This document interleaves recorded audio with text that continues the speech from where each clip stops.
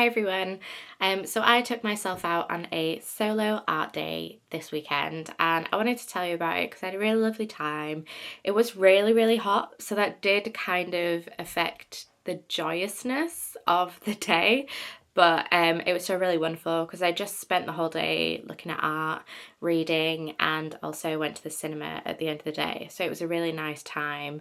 I really enjoyed myself, and I think that probably a lot more people should take themselves on solo art days, or just like solo dates in general. Like go to a restaurant by yourself, go to the cinema by yourself. Like I'm a full advocate for all of those solo experiences, as small as they may seem. Like they're great fun and everyone should do it. But yeah, so I spent the majority of my day at the Hepworth in Wakefield, West Yorkshire, which is an art gallery named after Barbara Hepworth, who was a really famous sculptor. And recently, like in recent years, I've been going every single time there's a exhibition turnover, just because the shows have been amazing. Like probably the past 2 or 3 years, maybe even a little bit longer. I've just loved every exhibition that they've had on, which has been really nice because I'm a painter, so I just do kind of, and I think even my style is quite obvious. So I really enjoy going to contemporary and modern art exhibitions because there's a lot there that I see that I wouldn't do as an artist. So it's always quite nice to see how other people interpret and reproduce from themes and contexts that I also like to explore. So the two exhibitions that were on while I was there this weekend was Helen Chadwick's Life Pleasures and Carolyn Walker's Mothering. Those were the two that I went to see. I did actually stop in and see the ceramics exhibition as well, which I didn't actually know was going to be on until I was in the room. So that was nice as well. I find that like I'm more drawn to the art exhibitions. I love ceramics. I went to the ceramics fair as well, which is on this weekend, and I treated myself, so I'll show you like my little haul of ceramics that I got. But I do tend to go for the art exhibitions more than like the rotation of ceramics exhibitions. And the ceramics show was Elizabeth Fritz. I don't know how to pronounce her last name, but it was called Otherworldly Vessels, and I really enjoyed that one as well. So I will show you some of the things that I saw and just kind of like talk about the things that I enjoyed. With Helen Chadwick's exhibition, that was the first one that I went into, kind of like when you go up into the gallery and you turn left into the exhibition spaces. Helen Chadwick's was the first one, and immediately in the first room there's this massive pool of bubbling chocolate, which I think is probably an image, if you've heard about the exhibition being on, it's the image that you will kind of be more familiar with. And it's interesting because like it's not it was a really interesting exhibition for me because it's not an art form that I work with, so I find it really fascinating and interesting to see how other creative minds work. And being kind of in that room, like a very small room with some really interesting photography, kind of sculptural pieces on the walls while it's filled with this smell of like bubbling chocolate, it was nice. Like I enjoyed it because I really like chocolate, I think, and I understand the concept of it representing pleasure. So yeah, but beyond that, I didn't really have any connection to that particular piece, but I did enjoy looking at it and smelling it in particular. That was really nice. And then it was nice to see kind of like the growth of Chadwick's career from like student to adult artist, and how her interaction with themes of pleasure, sex, womanhood, and the body developed through her time as an artist as well.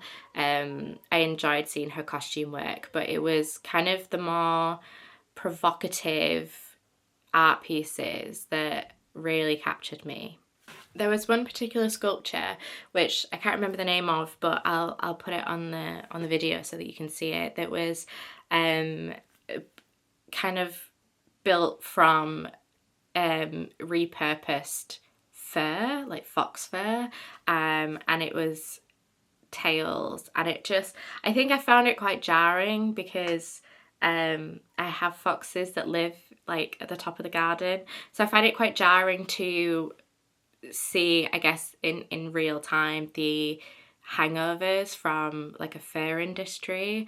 And obviously when Chadwick made the pieces that kind of used those furs, they were they were recycled or repurposed. They were just going to waste, I think, is I'm not sure what that would be called, but yeah, she didn't, kind of call for the deaths of several animals in order to make an art piece. But I found it quite jarring still. Like, I know that the theme is pleasure, and like there are some aspects of luxury to that as well, but I did find it really jarring to see kind of like the remnants of all these bodies just kind of like sewn together and used for this piece. I really enjoyed seeing Piss Flowers because, again, it isn't a piece that I have been aware of up to obviously this weekend when I saw it. And it's just so interesting, like the idea of kind of how your body interacts with nature. That's a theme that I really love seeing and exploring in art. So to see it in that creative sense, which is a way that is completely different to how I would approach it, was really cool. I love reading about it. Something actually that I should add that I love about the Hepworth is that they do a lot of like modern and contemporary art exhibitions, but every piece will have a description and a dialogue. So for someone like myself that would struggle to find meaning in a piece without a little bit of guidance, I really appreciate when galleries include it as part of the exhibition, because a lot don't. Like the amount of times that I've been to an art show or an exhibition and there is no description for any of the pieces, it's just the title, it's just the artist's name. It really bothers me because I think that it kind of gatekeeps access to understanding art, especially when it's modern art and it's not so obvious of a form. And I think a lot of artists will say, oh, you just have to think about it. I'm like, no, because it's not something that like is captured in my brain. That's not how I would either create an art piece or enjoy an art piece. So it's not just something that I can think about. So I find it quite elitist when modern or contemporary art exhibitions just have no description for any of the pieces and you're just expected to appreciate them and find them incredible without even knowing what they are. I really enjoyed Mothering by Carolyn Walker. I love the paintings so much. There was so much play on light and darkness in a lot of the pieces that were at the exhibition, and I really found them quite captivating to look at. I love large scale paintings. I think I love them so much because I just don't have the capacity to make anything that big right now. But I love the idea of working on these huge pieces. And something that I really enjoy about Walker's work is her brushstrokes, how she uses paint and puts it down on large canvases or small canvases. And you can always recognise her brushstrokes and her style in the pieces that are up on display. So I really enjoyed seeing so many of them in person. I did have favourites. I loved the two Night Feed paintings, I think from 2022.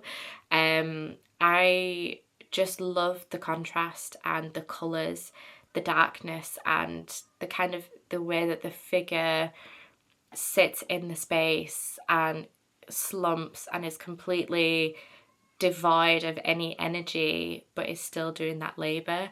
And I think it was really indicative for me about the whole, like the theme on a whole for the exhibition and that representation of labour, women's labour, whether it's literally like giving birth, so like the spaces around labour, but also of work, of unseen labours, invisible labours, free labour in motherhood and doing that job and taking that responsibility. And there were so many pieces there about motherhood and how that is a labour that is so undervalued and overlooked in society, and yet something that women are just expected to do and want to do. And that was really exciting to see and to read about. I had a much more like emotional experience with the paintings, and was able to see more in them than I would personally in like an artist's work like Helen Chadwick and her incredible contemporary pieces. It was quite interesting to have those exhibitions on at the same time and to see so much of womanhood and femininity kind of themed through all of the pieces, but in such drastically different ways. As exhibitions, they were really great pairings, and I'm really glad that I got to see both at the same time. I actually am glad that Helen Chadwick's work was first in, like, as you go around. Obviously you could go through the permanent collection of the Hepworth and work your way around to the exhibitions, but I don't know, I don't think I've ever done that. I always tend to go left. Like you get to the top of the stairs in the gallery, you go left, and it's a circular venue, so like you go left into the exhibition rooms and it brings you back round into the permanent collection and the ceramics displays. But if you're at the top of the stairs and you go right instead into the permanent collection and the ceramics spaces, you can obviously do that, but I don't know, I've just never thought to do that before. But yeah, I really enjoyed experiencing Chadwick's work first and then moving through into Carolyn Walker's exhibition, just because I think like Chadwick's is so like confronting and in your face and sensory. Smell played such an interesting role in the exhibition, which I found captivating, but also like really disarming, because I do not love the smell of rotting food. But Carcass, which is like this tower where there's food actively composting in this huge glass cage, I didn't really register the smell until I got closer, and I was like looking for the bubbles while it was basically fermenting there in the glass, and then it hit me and I was like, oh no, I am not enjoying that. But I think that's what's so interesting about the exhibition, is that it does demand a lot of you sensationally, and I like artwork that engages my body while talking about the body, and the concept of the female body or nature, and how those two things can often intertwine and represent one another in really interesting ways. Going from smelling that beautiful bubbling chocolate to smelling rotten food and like composting vegetables and fruit and all kinds of food waste was, yeah, it was a job for the senses, definitely. But it was really interesting. And then to be kind of deposited into Carolyn Walker's exhibition, where it was so much more muted and quiet, and you were just in a space with these paintings of solitude and darkness, and maybe some scenes depicting like busyness in life but in such a quiet manner, and it was just a really wonderful experience to have. One meal deal and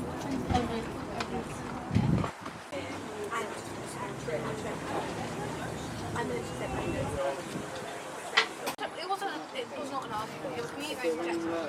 Don't sit down. That's what like something else, like the holiday that you're going on. You could like that's well done. Say.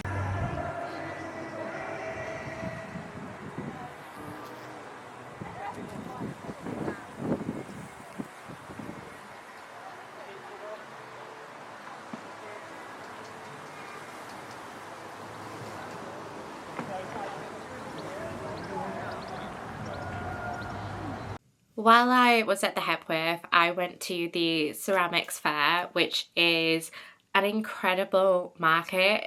I went in like 3 or 4 times. I had to stop in the middle, go and have lunch, think about what I was going to buy, and then go back and hope that what I wanted hadn't sold yet.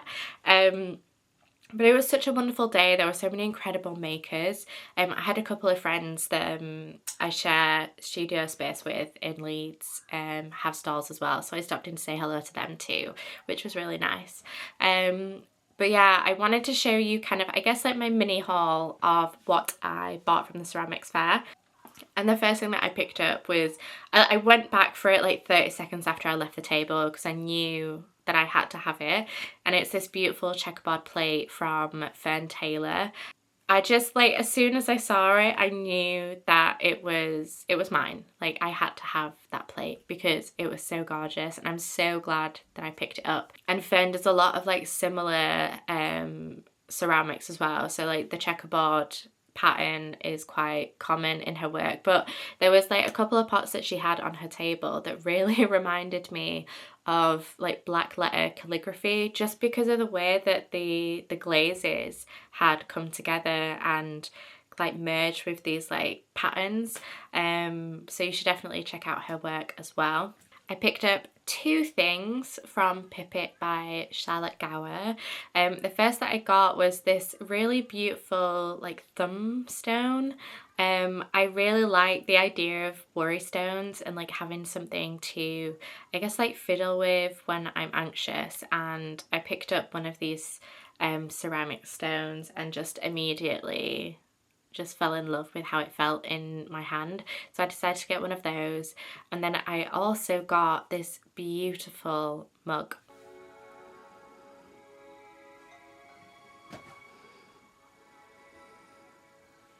I just love like the mix of glazes and patterns that she's included in the design. I think it's such a lovely piece, and I'm really, really excited to add it to my kitchen cupboard as well.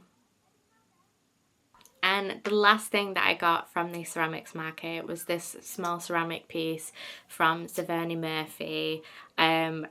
What drew me to her stall actually was the smell.